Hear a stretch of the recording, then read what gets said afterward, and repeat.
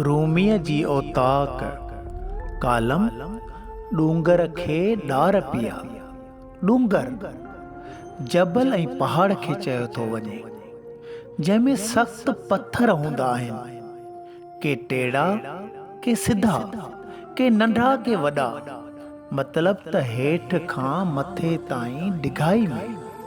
इहे हिकु इंसान जी ज़िंदगी सख़्त गरम नरम हालातनि मां गुज़रे थी, जिते सभिनी सोढ़नि रस्तनि खां थींदे वेकिरियुनि राहनि ताईं, वरी वेकिरनि रस्तनि खां सोढ़नि रस्तनि ताईं हिकु मुसलसल सफ़र खे ज़िंदगी सॾिबो आहे। को बि इंसान जंहिंजो जेॾो वॾो नालो बयानु कयो वेंदो आहे, उन जी कहाणी में अहिड़ा रस्ता ज़रूरु निकिरंदा आहिनि। कॾहिं बि को अज़ीम माण्हू वेठे वेठे वॾो मर्तबो नथो माणे सघे, न ई कुझु सिखी ऐं हासिल करे सघे थो। जॾहिं ज़मीन में हरकत ईंदी आहे त उहा चुरपुर करणु लॻंदी आहे। अहिड़ी हरकत खे अर्थक्वेक या ज़िलज़िलो चयो वेंदो आहे, जेको सख़्त जबल में बि ॾार यानी अधो अधु करे छॾींदो आहे।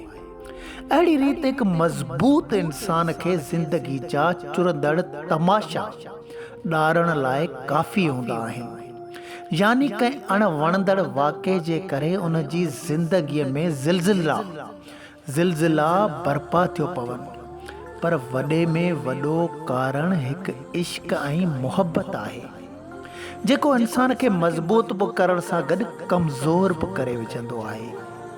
असां जॾहिं वञी रूमीअ जी औताक में पहुतासीं त दरवेश ही शेर पढ़ियो, हर के रंजे दीद गंजे शद पदीद, हर के जदी कर्द दर जदी रसीद। तकलीफ़ुनि बर्दाश्त करण खां सवाइ को इंसान खज़ाननि ताईं पहुतो आहे छा? मक़सद हासिल करण जे पोयां जदोजहद ज़रूरी आहे। इंसान थींदो तॾहिं आहे जॾहिं पहिरीं उन में ॾार पए, जबल वांगुरु, पोइ उन जे नतीजे में उन मां चश्मो मिठो थी वही निकिरे। न त हिन मुआशिरे में खारनि खूहनि ऐं कड़नि पाड़ियुनि खां वठी चटपटे किरदार ऐं इख़लाक़ रवैयनि जी का कमी आहे छा? जॾहिं इंसान ग़लति तरफ़ झुकाव रखंदो, यानी सोहबत ऐं संगत वग़ैरह, त लाज़मी उन ते उन जा असरात बि ज़ाहिर थींदा। जीअं अॼुकल्ह असांजा तालिबे इल्म माइटनि जा नाजाइज़ या हिलाल वारी कमाई ते, पर घटि ईअं थींदो आहे को हिलाल कमाई मां पलजंदड़ ॿारड़ो मिल्कियत फिटाए। बहरहाल, पहिरीं त शलवारियूं वेकिरियूं करे कामरेड सॾाईंदा आहिनि, बाद में मंशात खां वठी शीशा वग़ैरह छिकींदा आहिनि, के वरी पपजी जा आदी थी करे पंहिंजे फ्यूचर खे दाव ते लॻाए वक़्तु विञाए धोबी जे कुते वांगुरु न घर जा न घाट जा, पर सोहबत कतमीर नामे असहाबे कैफ जे कुते खे बि जन्नत जो हक़दार ठाहे छॾे थी।